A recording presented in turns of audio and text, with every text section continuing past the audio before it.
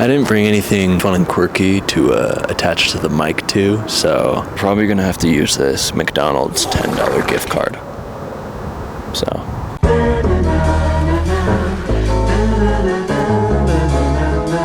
Yeah. Eco-Brutalism has kind of gained a niche following on the internet, and at first I thought it would... This wind is horrible for my hair. Curls are coming in.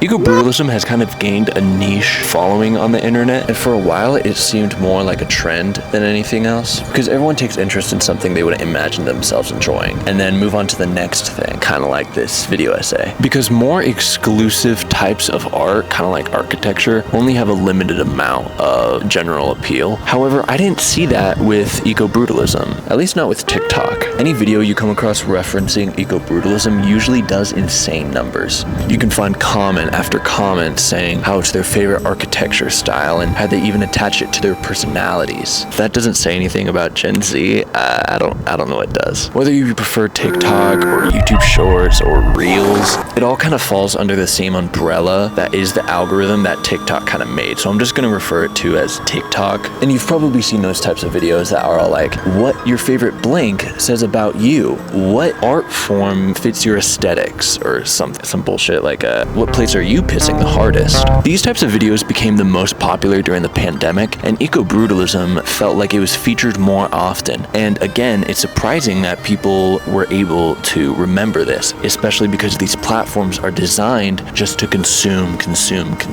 But I mean, you can see why. Eco-Brutalism feels like it itches the same part of your brain that liminal images did. These images have so much presence, and there's not a lot of architectural art styles that do that.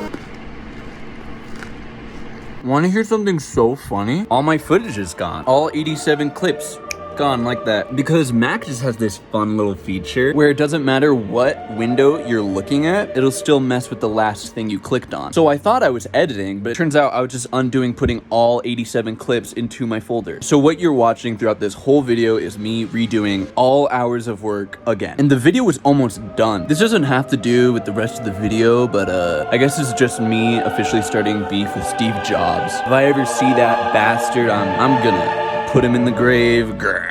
The audio in this place is probably going to be fucking terrible because there's a waterfall right there. The reason why it stands out is because rather than decorating itself with elaborate ornaments like Rococo, Baroque, Gothic, the only decoration it has for itself is plants. And I mean, no, this isn't the first time minimality has become popular in the architectural world. I mean, look at the modern industrial movement. Corporations love minimality. But I think what sets this apart is its beauty comes from its structure. Beauty in structure is kind of the motif of brutalism. And like liminality, it doesn't ask anything of you. That's another thing that sets it apart. It feels like you're not even supposed to be there, like you're walking into something that was never ready to have you even be there. It's so exaggeratingly ginormous, you almost feel alienated, but at the same time welcomed. It's a weird feeling to describe. I'm getting ahead of myself, but what I feel like needs to be said about Eco-Brutalism, you have to talk about its much more controversial counterpart, brutalism. Brutalism was most popular during the 1950s, following the American and European victory in World War II. Le Corbusier, you could say, was the father of this new form of modernist architecture. The word brutalist is actually derived from the French word breton brut, raw concrete in French. The term was most often used when critics were describing the works of Allison and Peter Smithson, whose buildings have left an extremely large impact on the future of other brutalist buildings in Great Britain. The main theme of brutalist architecture is most obviously the concrete, but more specifically how that concrete is used. It's essentially obese, naked, and dramatic form of neoclassical architecture. Expression through form is usually associated with the neoclassical movement, with pillars and beams being 10 times the size they need to be. But that's kind of the point. The function of neoclassical and brutalist art is its function. It has nothing to hide. When something is so absurdly minimalistic, we're able to project our own personalities and aesthetics onto that piece of media. But the Smithsons wanted to use concrete to more closely relate buildings with the personalities of man. It's like minimalist architecture but blown way out of proportion. And again, it's like stumbling upon ruins that aren't even human. We're back at the practice room. Also, I get like really hungry. I guess we're gonna have a little snack break. Snack, mom.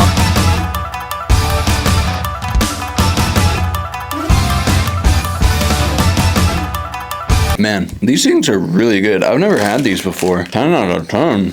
When I asked my friends and family, and more specifically my roommate, I asked them what they thought when I showed them pictures of different types of brutalist buildings. And the most common response was usually something like rigid, heavy, brutal, cold, ugly. And using the word ugly isn't that even far off from what people thought of brutalism in the time that it was most popular, the 1950s. And as much as I like the idea of brutalism as a movement, when you put it in the context of a city, it's kind of ugly. But on that same note, maybe the reasons why people hate brutalism so much is the same reason why people love brutalism so much, is because it reminds them of a dystopic world. I'm going to be talking about a specific type of brutalist architecture. Like, I'm not going to be referring to the examples like Casa a la by, oh Jesus Christ, there is not one vowel. Like this, I actually really like. It's cozy, and I wouldn't even call it brutalist. I want to stay away from those types of brutalist inspired buildings. I'm going to be referring to the most obvious cases of brutalism and the type of brutalism that has turned into eco-brutalism. You see brutalist architecture all the time in media. 99% of the time, it's dystopias. You can see that in Blade Runner, Clockwork Orange, because brutalism can serve a narrative role. When you have mile-long walls of concrete, it can reflect the society that it's in, or the character's own state of mind. It's cold, it's unforgiving, and it almost reminds you of a prison. Like, look at Blade Runner. And I think we all understand that brutalism is represented through dystopias. However, why is that the case? The most disgusted of the critics of brutalism tend to be the rich. In the 1950s, they associated these types of buildings with communism, the Soviet war, and quote, determinedly hip and massively bearded.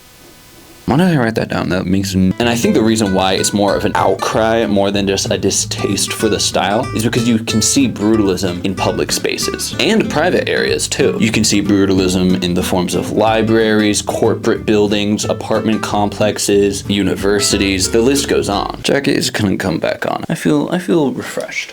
And I think the reason why the rich hate brutalism so much is because of the function brutalism serves. Its function. Some of us, the working class, don't have the privilege to pretend like our work environment can be decorated with all these elaborate, expensive ornaments like all of these buildings I referenced before. Brutalism is what it is. It is mechanical efficiency. Almost to give a middle finger to those who put people in those positions, because we have to suffer the consequences instead of profiting off of it. And critics of brutalism, who I'm referring to as the rich, yeah, but it looks dystopian. Brutalism is the perfect example of mechanical efficiency. And if you take away all the things that make capitalism pretty, brutalism is what you're left with. It's almost to say, isn't this what you wanted? Brutalism, through its sheer scale, is able to represent the society that it's in, and that doesn't go for just capitalism. You can see that in the Hunger Games and Maze Runner with these authoritative governments. I don't think I really need to elaborate further. We all get it. In so many concept images for dystopian societies, concrete is really the only thing that's left of a previous world. That and nature. So what makes brutalism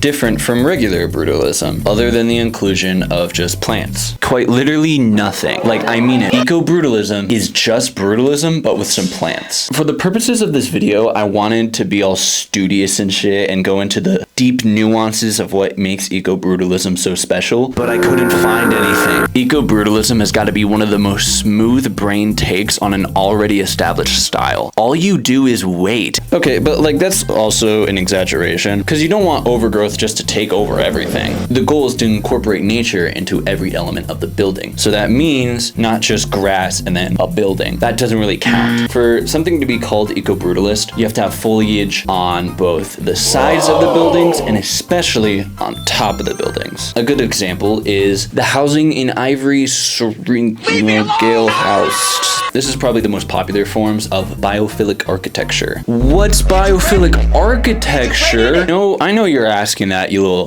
little kitten. I want to just really quickly explain biophilic architecture because I feel like it's more important going on today as a movement than talking about eco-brutalism. Ecophilic architecture is a way of designing buildings so that you are more comfortable in the atmosphere that you're in. And this is, of course, achieved by including the biosphere that you're in, like using sunlight. A good example is the airport in Singapore. Rather than just having nature incorporated outside of the building, you have nature as an integral part of the interior of the building. And what sets eco-brutalism apart from biophilic architecture is the use of natural light. This is much more important later on. I just felt like I really needed to bring it up. I don't think I really need to spell out why eco-brutalism has become so popular. It's because it's fucking cool. I mean, look at this picture. The contrast between nature and concrete makes for a very interesting combo. And it's weirdly welcoming. Like the university that I'm in right now takes both eco-brutalist and brutalist inspired ideas and puts it in so many different aspects, like this courtyard I'm in right now. Even though the grass and concrete are polar opposites, it makes for a strangely welcoming feeling. Eco-brutalism is kind of like taking something that's elite and private and then making it communal. It's kind of like a park, but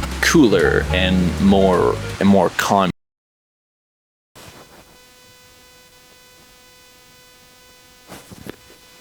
It happened a second time. I don't know who the fuck I need to hang. Like, there's just no way. I mean, this time it wasn't all the footage like last time, but even Premiere was like, we're missing these clips. So I don't know what the fuck happened. This is my third time recording this. Like, how the fuck does it get that bad? I'm so mad. I don't know if it's Adobe's fault, Finder's fault, Mac's fault, the stupid SD card's fault. It did not happen once, but it has happened twice. I just want to be done with this video so badly. I only have a few more fuck it we balls left in me. Ecological brutalism has kind of just become the face for a brighter future in architectural style. And that's primarily because it has the potential to make these cold public areas a lot more welcoming. And as an added bonus, it's fantastic for the environment. Well, you see, I just lied to you just now. You stupid idiot. I've tricked you, you stupid dum-dum. In fact, this shit is horrible for the environment. Like, we should probably never make another eco-brutalist building. Maybe ever again. I've tricked you. This is the twist of the video. For all those people in the replies saying, well, clearly you don't know. This is the whole reason why I made this video. Let me break it down. So concrete is one of the worst things for the environment. It's poison for the air and poison for the ground. Just the production of concrete is 8% of all emissions on the earth for just one material. I'm stealing most of these statistics from this one Vox video I saw a while ago, but to make one skyscraper primarily structured through concrete, which I mean every building is used with concrete, for making one skyscraper, that is the equivalent of driving your car 12 million miles, which results in 4,600 metric tons of sky poison. But I mean, concrete is just usually the #1 choice for engineers when making a building. It's strong, it lasts a long time, it's really cheap for what it is. I mean, yeah, sure, there's cheaper ways of producing concrete. Like, there's this whole new technology that's coming out that actually stores back in the CO2 into the concrete. I mean, that's kind of cool, but it's not really being used today, and it doesn't really undo the damage that concrete already has done. This is what you sound like. But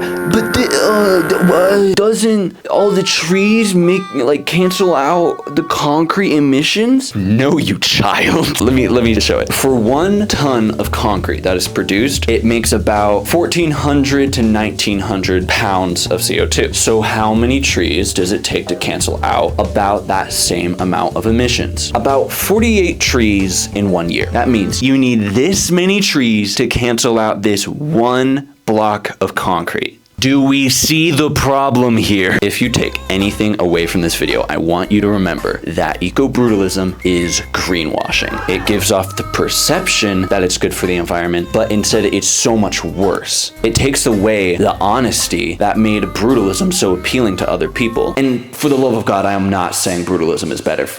Clearly, for someone to make an eco-brutalist building, it's no better than that one Pepsi commercial. Gives off the idea that it's an activist, but in reality, reality, it's doing so much more damage. When I came up with the idea to make this video, it was actually just gonna shine love onto eco-brutalism. But I mean, I still love the style and the aesthetic of eco-brutalism, and so does so many other people. But that's because it's no longer being produced. See, that's the second twist of the video. It's not being produced, it's not manufactured. Gen Z likes eco-brutalism because it's no longer being produced. Well, like it is, like that one apartment complex that I showed before. When I showed the same people, I showed those brutalist buildings, I showed them two different instances of eco-brutalism. One, like the housing complex in France, where it's clearly made to be eco-brutalist and is manufactured. And then the other one where it's a more natural case of eco-brutalism, almost accidental. And I asked them which of these two they preferred. They of course went with this one, because I think people can subconsciously tell when something is produced so heavily to appeal to you. This is a much more natural and authentic case of eco-brutalism. It's a more true version of eco-brutalism. It takes something cold and exclusive and makes it more communal and for everybody. And remember that idea, because that is the underlying aesthetics of eco-brutalism. So, going forward, I'm gonna be making a lot of assumptions about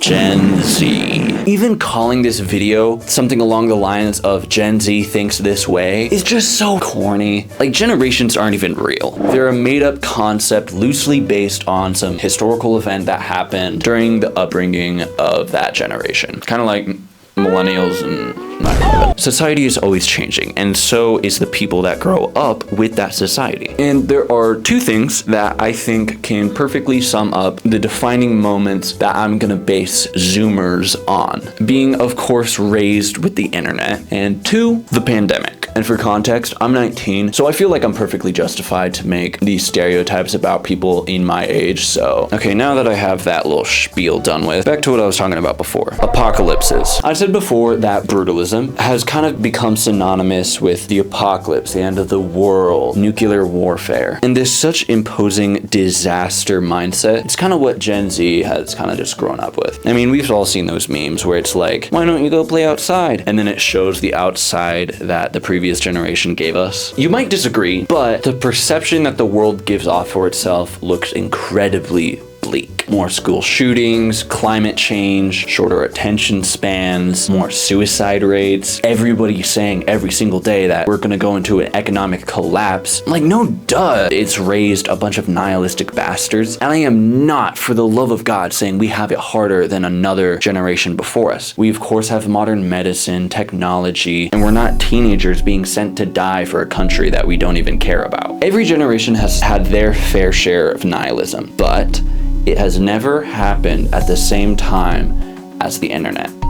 That's the difference. If I could sum up the most basic philosophical idea that is associated with Gen Z, it would be nihilism.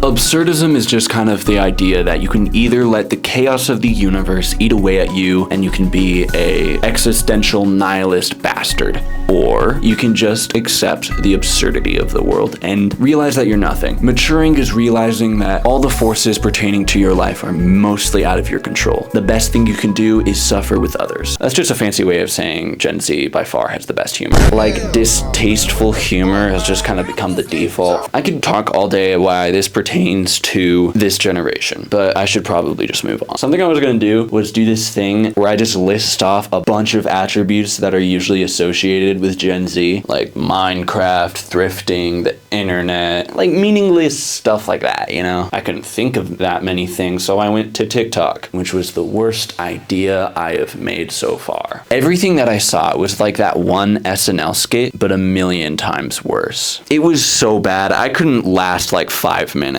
Full of out-of-touch people that have the potential to make good jabs at Gen Z, which you totally can, but instead make shit like this. Gen Z's trying to cancel Eminem. Listen, little kitties, let me make... The word of the day is out of touch. Anyways, we associate brutalism with dystopian societies, and nature taking those places back is kind of this ironic beauty to us. It gives an absurdist point of view to a very bleak situation. The perfect example that reminds me of this is the Chernobyl disaster. Уважаемые товарищи, городской совет народных депутатов сообщает, что в связи с аварией на Чернобыльской атомной электростанции в городе Припяти складывается неблагоприятная радиационная обстановка. I think about this so much. Humans will not be able to live in Chernobyl for the next 20,000 years due to the toxic amounts of radiation. We have literally made this place uninhabitable. This is one of the very rare occasions where humans have established themselves on this spot on the earth, and then now you won't find another human in the next 1,000 square mile radius.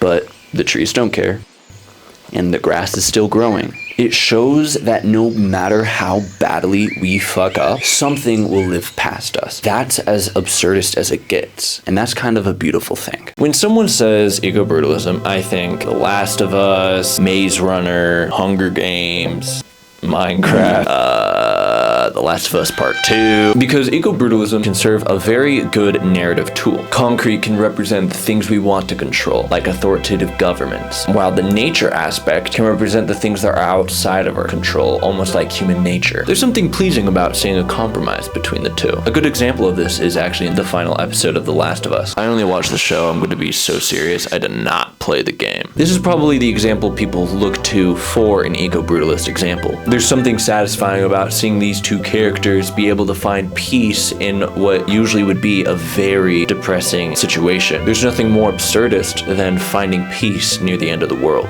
Good damn. Like, look at the pictures that came out of the peak pandemic. This looks closer to Chernobyl than actual New York. There's a reason why humans have such an innate fascination with the apocalypse, because with every single historical defining moment, we just feel a little bit closer to our own idea of the apocalypse. But eco-brutalism is kind of hopeful in that way. Going back to the idea of biophilic architecture, it can easily be seen as a utopia or a dystopia. But even the dystopic example doesn't look all that bad. What a better way of summing up the Gen Z experience than finding joy in a crappy situation. I just have to say this real fast. There is nothing I hate more than people being all like, these youngins are gonna be a political powerhouse when they're older. Gen Z is gonna save the world.